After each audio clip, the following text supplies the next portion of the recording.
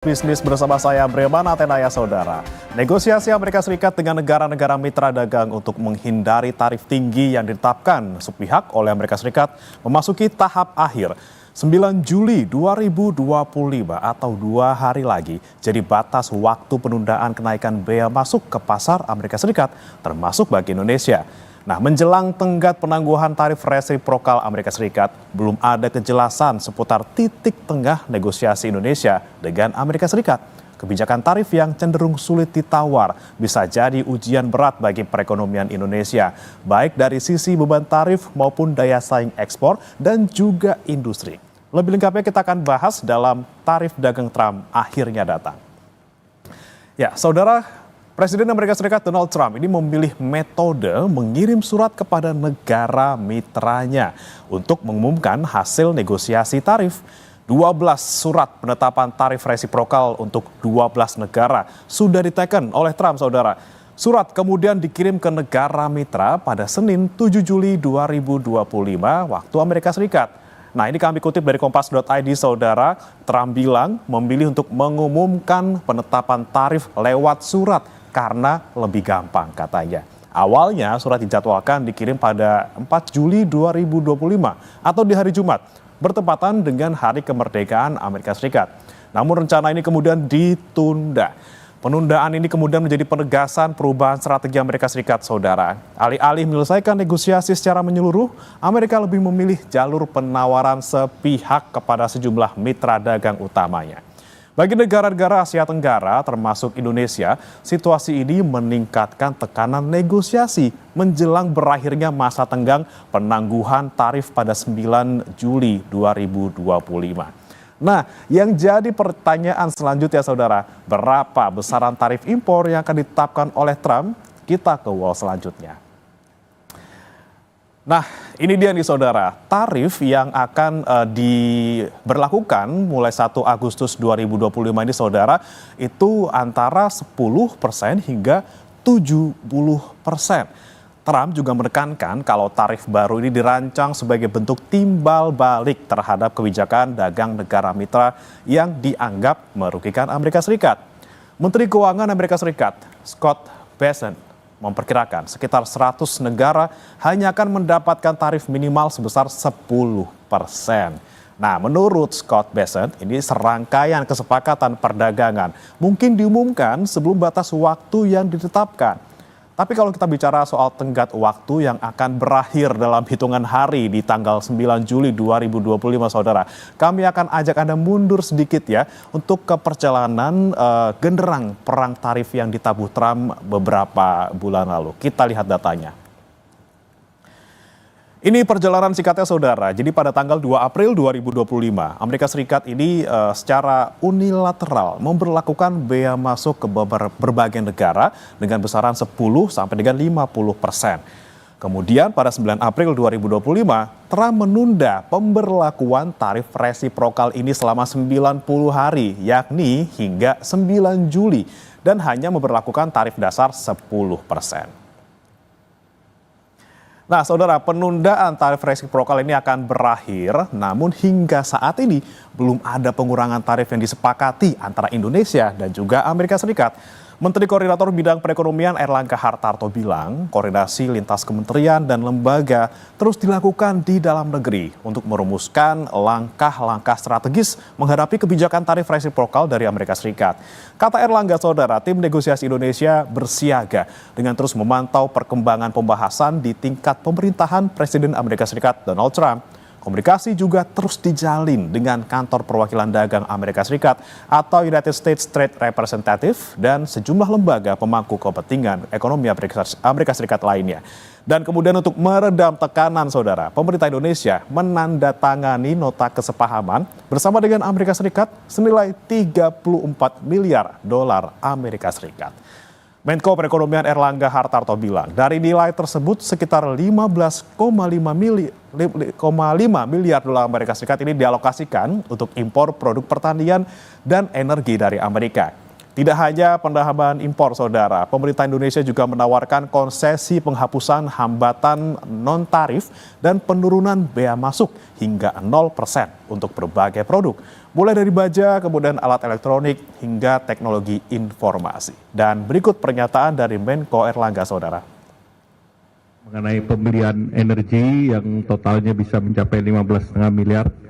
Kemudian terkait juga dengan pembelian barang agriculture dan juga terkait dengan rencana investasi termasuk di dalamnya oleh BUMN dan Danantara. Presiden dengan adanya komitmen pembelian oleh Indonesia terhadap produk Amerika ini yang sifatnya tidak short term tetapi bisa long term, ini akan istilah Pak Presiden pakpok. Jadi kita atau bahasa jelasnya KIT. Jadi kita trade defisit Amerika terhadap Indonesia 19 miliar dolar, tetapi yang kita offer pembelian kepada mereka itu jumlahnya melebihi, yaitu 34 miliar dolar. Kemudian saudara, dalam rapat kerja bersama Komisi 11 DPR pada Kamis 3 Juli 2025, Menteri Keuangan Sri Mulyani bilang jika negosiasi tarif antara Indonesia dan juga Amerika Serikat tidak mencapai kesepakatan hingga tenggat waktu 9 Juli 2025, kinerja ekspor Indonesia berpotensi terganggu. Saat ini Indonesia menghadapi ancaman tarif resiprokal sebesar 32% dan masih menunggu hasil akhir proses negosiasi. Sri Mulyani bilang tanpa adanya kesepakatan baru, pertumbuhan ekspor Indonesia yang selama ini terjaga di kisaran 6% hingga 6,5% per tahun berpotensi terganggu. Dan berikut pernyataan dari Menkeu Sri Mulyani. Kita harus tetap dijaga pada kisaran mendekati 7%. Kita selama ini ekspornya cukup baik di sekitar 6,5. Jadi untuk ekspor relatif mungkin terjaga kecuali kalau pelaksanaan dari tarifnya Presiden Trump yang tanggal 9 Juli ini adalah deadline terakhir. Kita sudah lihat Vietnam sudah mendapatkan deal, Indonesia belum diumumkan, Jepang mendapatkan punishment yang lebih tinggi tarifnya. Jadi ini masih very uncertain dari sisi tarif dan kemudian berdampak pada ekspor kinerjanya. Saudara, rencana Presiden Amerika Serikat Donald Trump mengirimkan surat penetapan tarif ke 12 negara menandai babak baru dalam eskalasi perang dagang global. Kebijakan tarif yang dikemas dalam skema take it or leave it menjadi ujian untuk ekonomi Indonesia. Usai jeda kami akan membahasnya bersama dengan ekonom Universitas Indonesia, Telisa Aulia Valianti.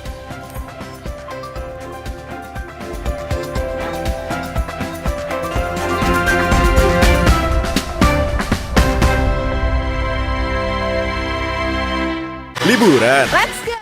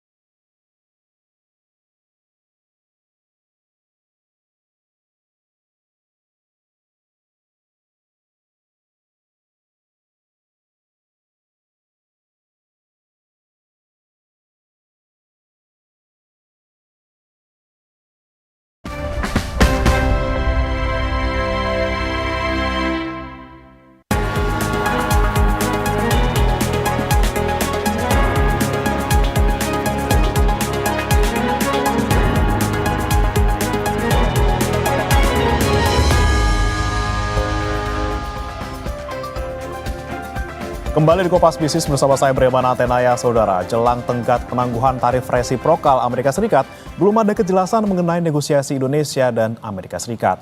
Negosiasi alot bisa berdampak pada daya saing dan rantai pasok. Dan lebih lengkapnya kita akan bahas bersama dengan ekonom Universitas Indonesia, Telisa Aulia Valianti. Selamat pagi, Prof. Telisa.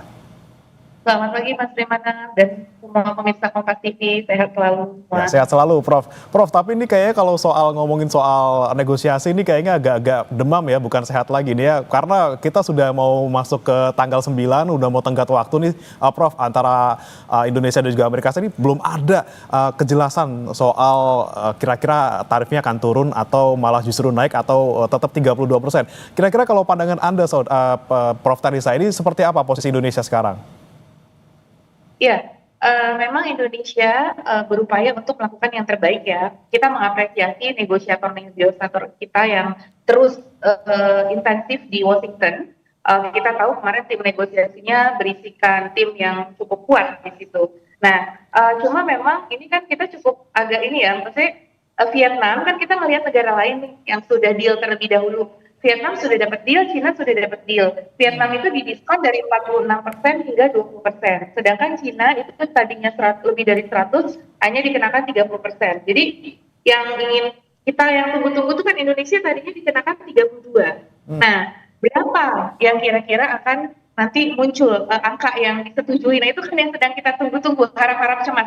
Kita ingin mendapatkan diskon dari 32% itu gitu, pengennya mungkin setidaknya tidak jauh dari Vietnam ya, karena kan Indonesia sama Vietnam tuh peers biasanya sebagai patokan kita. Nah, kita berharap bahkan ya deal kita bisa lebih baik gitu daripada Vietnam. Tapi minimal tuh kita harus memperjuangkan bahwa kita harus lebih rendah dari 32%. Itu yang harus kita perjuangkan, dan memang kepastian ini sangat dibutuhkan oleh para pelaku usaha ya. Karena pelaku usaha tuh perlu kepastian nih arah dari tarif ini berapa persen, karena kalau tidak tadi seperti yang disampaikan akan sangat mengganggu rantai pasok, karena biasanya importir dan ekspor itu menunggu kepastian tarif ketika mereka memutuskan untuk melakukan pengapalan dari produk-produk baik impor maupun ekspor. Jadi memang ini hasil negosiasi ini harapan kita positif ya, dan segera, dan selain positif juga kecepatan dari pengumumannya itu sangat ditunggu untuk ditindaklanjuti oleh para pelaku usaha, terutama importir dan eksportir. Tapi Prof, kalau kita bicara soal upaya Indonesia ini dalam negosiasi antara Indonesia dan juga Amerika Serikat, ini kan katanya bakal impor produk Amerika Serikat ke Indonesia itu sebesar 34 miliar dolar. Kemudian ada juga poin terkait soal penurunan bea masuk sampai dengan 0% nih, Prof. Ini apakah kemudian langkah negosiasi Indonesia ini terlalu dini untuk sekarang atau justru malah tepat dan bisa jadi daya tawar yang cukup nih untuk negosiasi tarifnya Trump? Iya, tentunya harus lebih cepat lebih baik ya. Jadi memang kalau semakin dilamain kan kita memang dikasih batas 90 hari itu, takutnya nanti ada perubahan-perubahan lagi.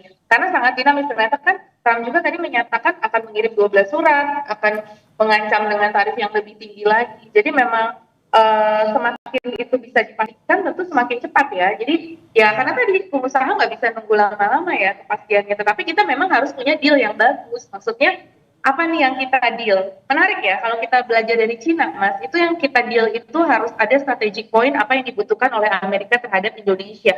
Karena seperti kasus Cina, dealnya bisa itu dengan logam tanah jarang. Nah kemarin mineral strategis logam tanah jarang ini menjadi persyaratan juga sepertinya kepada Indonesia yang mau kita tawarkan. Jadi take and give-nya apa gitu. Juga bagaimana Indonesia akan mengimpor migas dan produk-produk teknologi dari Amerika Serikat untuk membantu agar neraca dagang Amerika tidak terlalu defisit. Kan itu sebetulnya. Jadi memang harus secepat mungkin ya. Artinya semakin baik momentumnya ya kalau kita sampai, karena kita lihat Vietnam cepat dan dia berhasil gitu negosiasinya cukup. Tapi tadi kita tahu apa yang dibutuhkan oleh Amerika sehingga kita bisa punya deal yang bagus tadi seperti itu. Tapi Prof. Telisa, kalau misalnya tadi kita udah sepakat misalnya impor 34 miliar dolar gitu ya, kemudian ternyata Amsyong dari Amerika Serikat tetap menetapkan tarif yang 32% atau bahkan mungkin di atasnya atau tidak sesuai dengan ekspektasi kita, Prof. Kemudian dampaknya untuk kita seperti apa, Prof? Apakah mungkin nanti neraca ekspor kita bakal gonjang-ganjing? Seperti apa nih, Prof? Ya, jadi sebetulnya kita harus melakukan mitigasi. Benar sekali, worst skenario kan kita tidak dikasih 32%-nya. Itu maksudnya tetap 32, tidak ada diskonnya. Itu ya yang tetap worst skenario yang harus kita siap-siap. Nah, in case seperti itu, ya kita harus lihat diversifikasi ekspor kita. Karena kan ke Amerika Serikat itu di bawah 10% ya, sekitar 80% dari total ekspor kita. Tapi kan memang biasanya cukup signifikan di penerimaan dolar karena kan kalau ekspor ke Amerika pasti dapatnya dolar. Kalau ekspor ke negara lain belum tentu bentuknya dalam dolar. Nah, cuma berarti kita harus mendiversifikasi pasar ekspor yang 8% itu ada penurunan, tapi kan nggak mungkin jadi nol. Mungkin dari 8% itu bisa turun share-nya ke 6% misalkan. Nah, yang 2%-nya itu harus kita carikan shifting-nya, kita ke negara mana. Jadi potensi-potensi ekspor kita ke negara non-AS, negara non-tradisional, itu harus kita genjot untuk menutup agar neraca dagang kita tetap surplus. Karena kan kita memang lagi butuh devisa ya, jadi kita mempertahankan supply dari neraca dagang tersebut, seperti itu.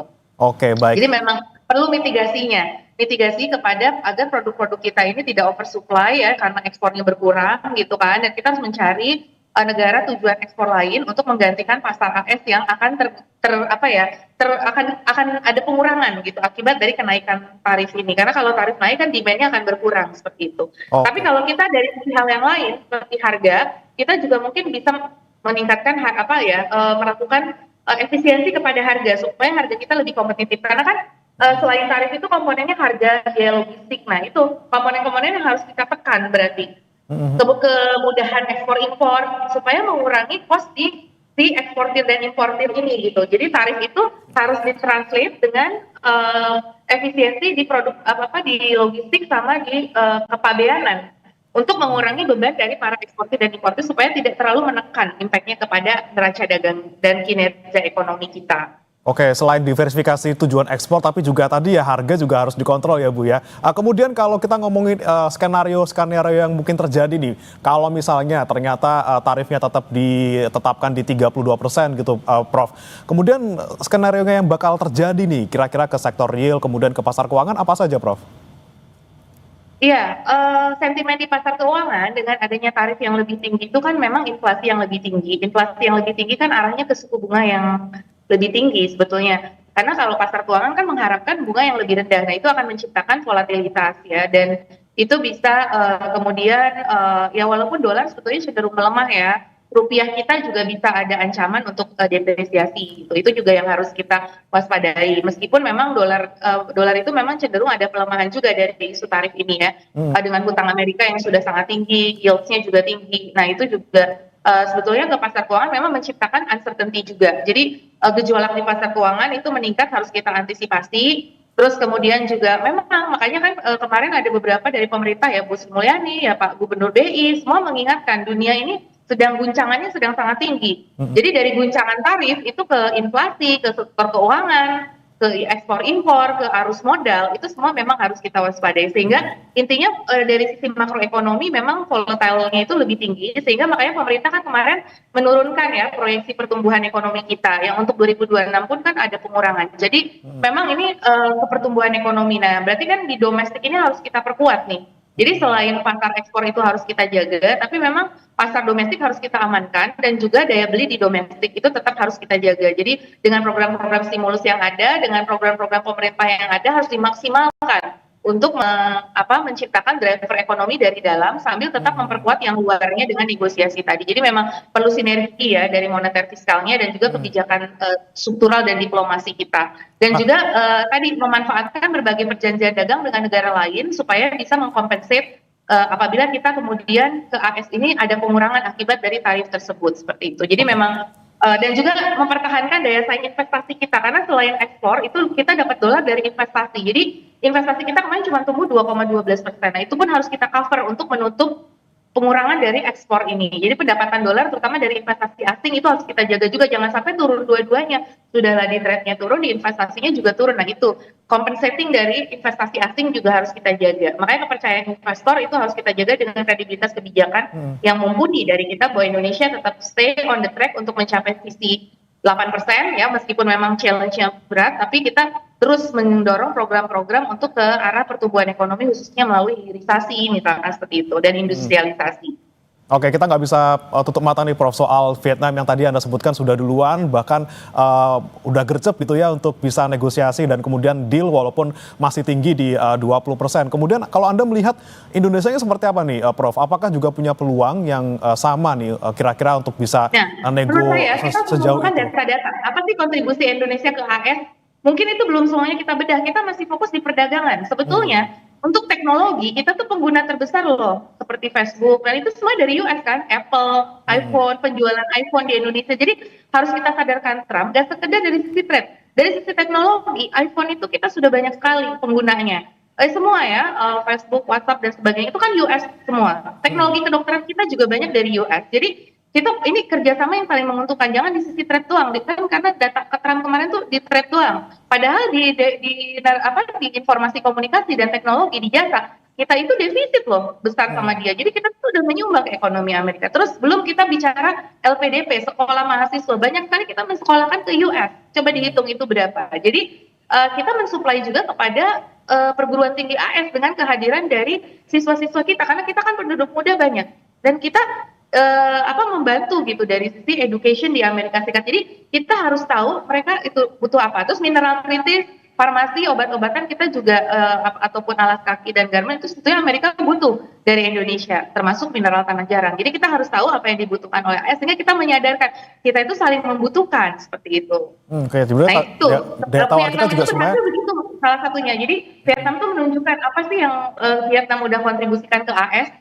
Dan AS akhirnya bisa luluh gitu loh. Dan kemudian dia punya package yang diminta memang terkait dengan supaya produk Amerika tuh 0% diberikan akses pasar luas. Nah itu mungkin kita lihat tetap ada kepentingan nasional untuk ketahanan nasional kita, tapi kita lihat yang mana yang bisa kita dealkan, gak semua, tapi apa yang memang bagus dan positif untuk kedua belah pihak yang kita bilang kita akan perbaiki seperti itu. Seperti dia minta masalah pembajakan, copyright, it's okay lah. Menurut saya itu kita bagus untuk copyright kita, memang lebih bagus kita menghargai copyright seperti itu. Jadi ada yang deal-deal itu. Tapi kalau misalkan on the other hand kayak halal itu kan beda ya. Kalau halalnya sudah menyangkut kepentingan bangsa kita sebagai banyak mayoritas muslim, kita harus tetap mempertahankan halal. Nah itu kita nggak bisa kita sacrifice gitu. Tapi apa yang memang bagus untuk kita, nah itu bisa kita dealkan. Itu yang sepertinya pemerintah juga sudah menyiapkan itu kan tadi sinergi lintas KL, cuma lebih diperkuat lagi. Hal-hal yang menjadi strategic point kita seperti itu. Sebenarnya cukup optimistis dengan apa yang kita tawarkan ke Amerika Serikat, baik selama ini yang sudah terjadi maupun yang akan nanti ditandatangani di hari ini ya Bu ya, tanggal 7. Semoga apapun upaya pemerintah Indonesia nanti untuk negosiasi tarif Trump akan menghasilkan tarif yang juga menguntungkan bagi Indonesia. Terima kasih Prof. Telisa Aulia Valianti, Ekonom UI telah bergabung bersama kami di Kompas Bisnis. Selamat pagi Prof. Pagi.